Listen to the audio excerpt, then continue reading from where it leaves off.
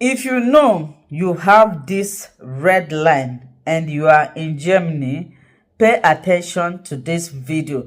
I know a lot of people will come here and say, Madam, enter house, Madam, do this. It's okay. In fact, I am used to those words, but this will not stop me from passing my message and helping people who really need help. Last month, Germany deported a lot of Nigerians, and this month again, it is going to happen. If you have this thing that is here now, and you are living here, you are still staying here, you are still sleeping in that your apartment, my brother, my sister, Jackpa. When you are still here, you have opportunity to travel to every part of the world. Finland, I said it before in my previous video, Finland is a very rich country. They also have the same benefits that Germans have, Scandinavian countries. They are very, very good. I don't know why people want to buy themselves here. So, if your asylum have been rejected, like this one you saw there, and if you know that your stay here have expired anyhow you come, you make haste when the sun is still shining.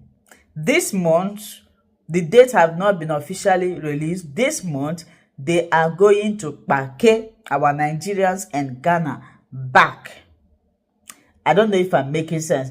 Some people will be here. They will know that their Aduro don't finish. They will still be there collecting salary, collecting money, sleeping in the same place. In fact, if you know say you carry this thing why I show now, yourself invisible, what does it mean? No, nobody should know anything about you. Nobody should know anything about you. In fact, start to prepare yourself. No go deceive yourself. Or like you see that our brother when I make the video yesterday. No go they deceive yourself. You know, your lawyer say they no fit deport you. You they sick. They no fit deport you. You they work. They go come that your working place. Come carry you. If you like, go lie down for the hospital. They go come there, come carry you. If you like, they deceive yourself, say you they do us building. They go come there, carry. In fact, make I tell you, Nana, they work together with that person where you think say, na your lawyer. Now so that our brother supposed to Jackpa, he stay there. They confuse himself with waiting in lawyer tell him. Now make I bring this thing now.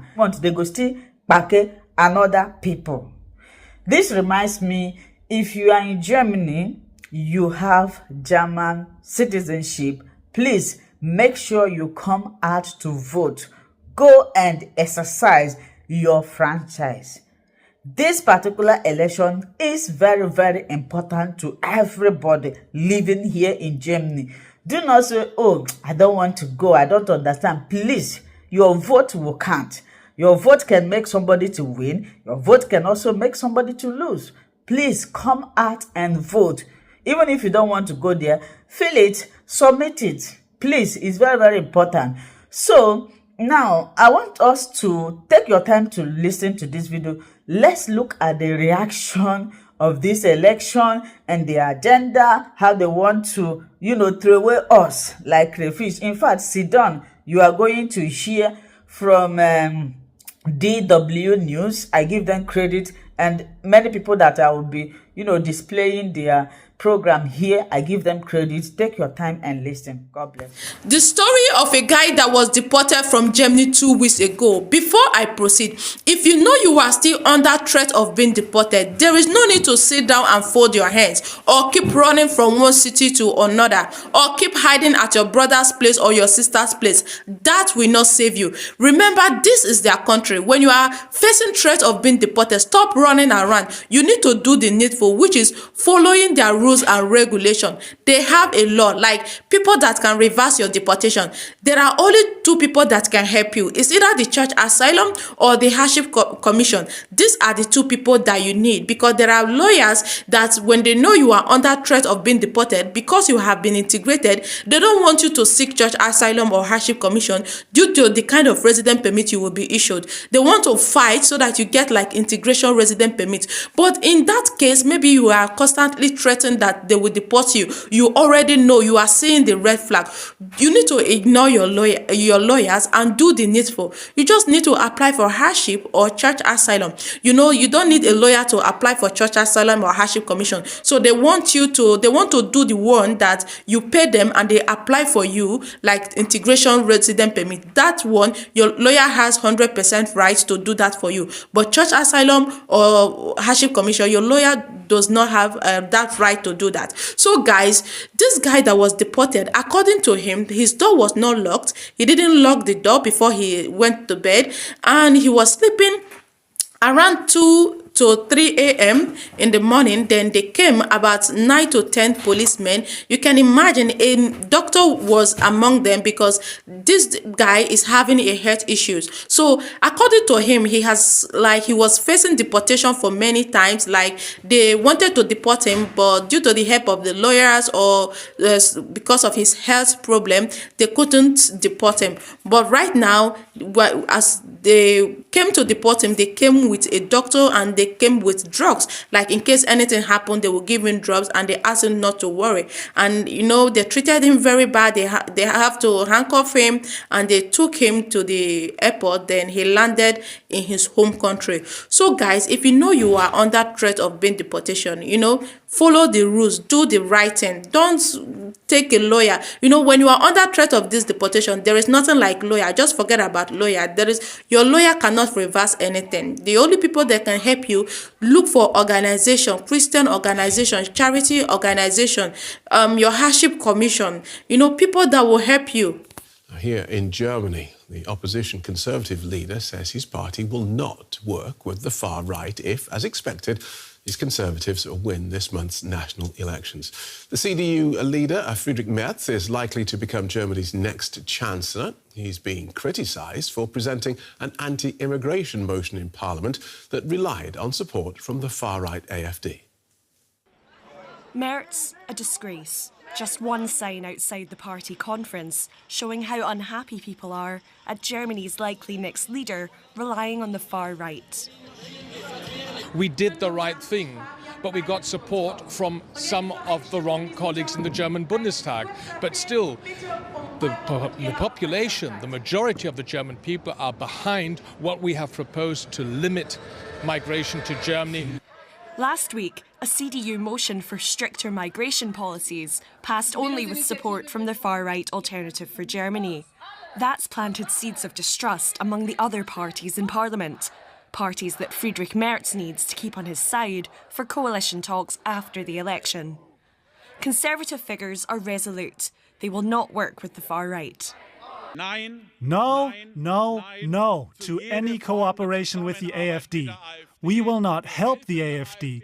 My friends, we will fight them with full determination. But we've been here before. The Alternative for Germany has been building up support in recent years and has practically cemented itself in second place behind the Conservatives in the polls.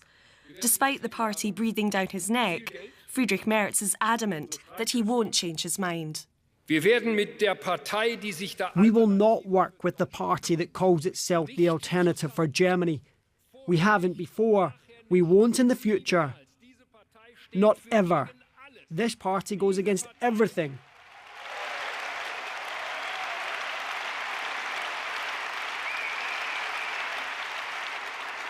This party goes against everything that our party and our country has built in recent years and decades in Germany.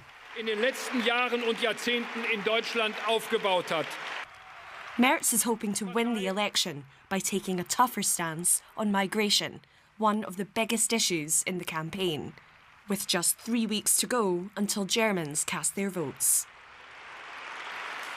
Well, our chief political editor, Michaela Kufner, has been speaking with Friedrich Merz about his rejection of the AfD and how Germany and Europe should prepare for the challenges ahead. With me is Friedrich Merz, the CDU-CSU candidate for chancellor. Mr. Merz, today was a turbulent day on the markets. Donald Trump has caused quite a bit of turbulence with his announcement of tariffs and then their withdrawal or suspension. Europe is looking to Germany to restore stability. What is your response to Donald Trump at this moment, and how do you propose Europe remains unified? We've experienced all of this before. These decisions from Donald Trump are not new to his current term in office. 8 years ago, he made a similar decision to put tariffs on steel and aluminum from Europe. The European Union decided at the time to impose tariffs on jeans, whiskey, and motorcycles. And then Commission President Jean-Claude Juncker traveled to Washington and spoke to Donald Trump about it. And after 6 weeks, they both decided to withdraw the tariffs. All I can say is that we shouldn't enter into a trade war now. There will be some turbulence now. I see the turbulence on the markets too. I see what's happening in Canada and Mexico, but I also see what's happening in the US. I cannot imagine that it will not have an impact on consumer prices in America. And that will possibly lead to discussions in America too. So Donald Trump has started something that we have to solve together. He also said Europe is next. There are still 3 weeks until the elections in Germany. Last week we saw a very tense debate among the major parties in parliament. Is communication still open if Germany has to react before election day? Yes, of course, we can talk to each other at any time. The German Bundestag will remain able to act at any time until the new Bundestag convenes. For example, the old Bundestag can still hold sessions even after the election. That has happened before. So the German parliament is always ready and able to act.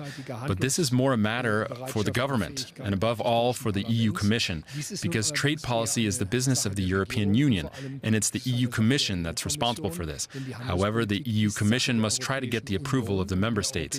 The more united Europe is in this situation, the better off we are, and the stronger we are with respect to Washington. Je geschlossener Europa in dieser Situation ist, je besser ist es und je stärker sind wir auch gegenüber Washington. We're here now at the party conference, the last one before the election. You were more or less on the defensive, even towards your party's own members, about why last week you passed legislation in the German Bundestag for the first time with the help of votes from the far-right party AfD. Have you been able to convince them? Nobody in this room has any doubts, and citizens need not have any doubts either, because my message has always been clear. We're not working with that party. That wasn't the case last week, and it won't be the case this week, next week, or the week after that. We won't tolerate them. We're not holding any talks with the AfD or anything. The AfD stands for the exact opposite of everything that is important to us. NATO, Western ties, the EU, the Euro, the AfD wants out of everything. That is not our policy. It's the legacy of our party that the AfD is questioning here. It wants to destroy the CDU. You can't seriously believe that I would have talks with those who openly declare that they want to destroy the CDU, my party. There couldn't be any bigger gulf between us. Also größer als diese Gräben kann es nicht mehr sein. Chancellor Scholz from the SPD doesn't believe you. He's using this in his campaign. It's also true that after the election you will probably need his Social Democrats and/or the Greens to be able to create a stable government in Germany again. Will you be able to put this feud behind you afterwards? And how do you plan to do that? The SPD needs an election campaign issue. If it had had one, it actually could have agreed to our proposals last week, because everything we proposed in the influx limitation law was already agreed on by the SPD. Everything was already unanimously agreed in the Conference of State Premiers, and some of it is in the SPD election manifesto. So you can take my word that after the election, if we have to talk to them, they will talk to us. Let's join our chief political editor, Michaela Kufner, who is at the CDU conference. Welcome back, Michaela. How did Mr. Merz's emphatic rejection of the AfD go down with delegates there?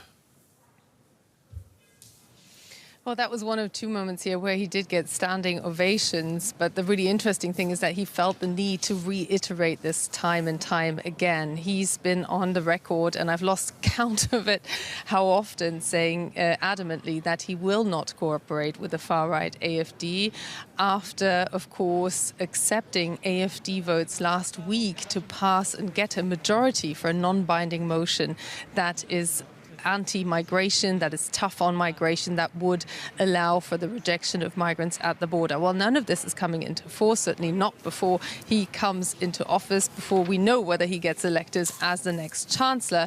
But many people felt, and that's what all these protests are about, that he had crossed a red line, that this was the first crack in the so-called firewall against the far right. And one has to know that the far-right AfD here in Germany is perceived to be extreme, even by the far-right Marine Le Pen in France. So many in Europe don't want to cooperate with them.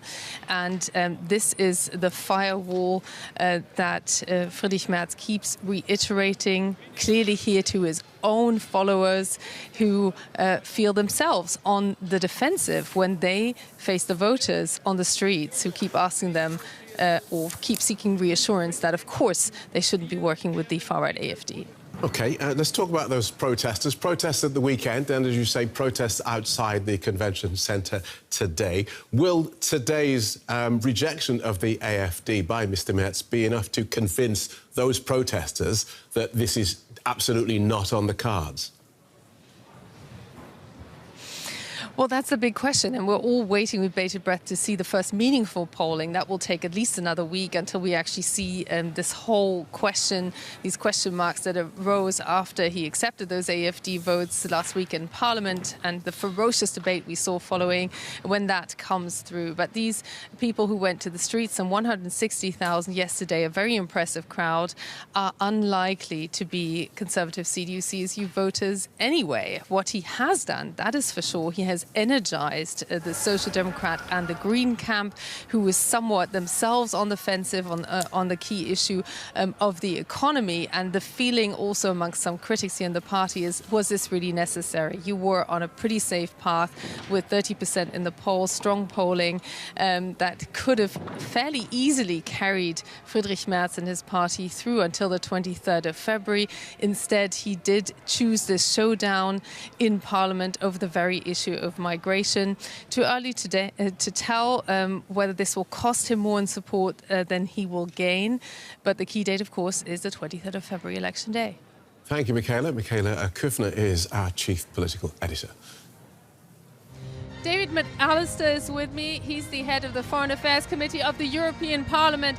Mr. McAllister, in Brussels, I'm sure everybody was also closely following every move of Friedrich Merz, who many already see as being a pretty safe ticket to potentially become the next chancellor here in Germany. How much credibility questions are being asked after he accepted far-right AfD votes to get a motion through the German parliament? Germany is the largest country in the European Union, the leading economy, and that's why what happens in Germany matters for the entire European Union. Friedrich Merz is on very good track to become the next Chancellor of Germany. We are way ahead in the polls, ahead of all our opponents and all the other political parties. And if you were talking about what happened this week in Germany or last week, I mean, as a matter of fact, we did the right thing, but we got support from some of the wrong colleagues in the German Bundestag. But still, the population, the majority of the German people are behind what we have proposed to limit migration to Germany, to strengthen the rights of our border police, and also to stop family reunion for those people who are not entitled to stay in Germany anyhow. So we have the majority of the people behind us. I deeply regret that Socialists and Greens, for tactical reasons, were not ready to work with us together on this important matter. But now you have people here out on the streets in Germany, and it's become almost a moral debate on whether there could be future actual cooperation with the far-right AfD, although Friedrich Merz keeps saying that simply is not on the card. So how much of a hard sell do you expect this to be to the voters? Thank you so much for watching this video. I believe you learned one or two things. If you haven't subscribed, kindly subscribe, and God will bless you. Bye-bye.